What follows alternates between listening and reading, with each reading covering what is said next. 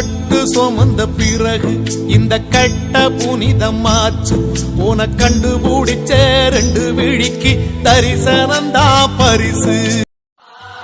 விழியாவும் ஒளியான குருவே என் சுவாமி உனை பாடும் உயிர்நாதம் சரணம் ஐயப்பா. பள்ளிக்கட்டு சபரிமலைக்கு கல்லு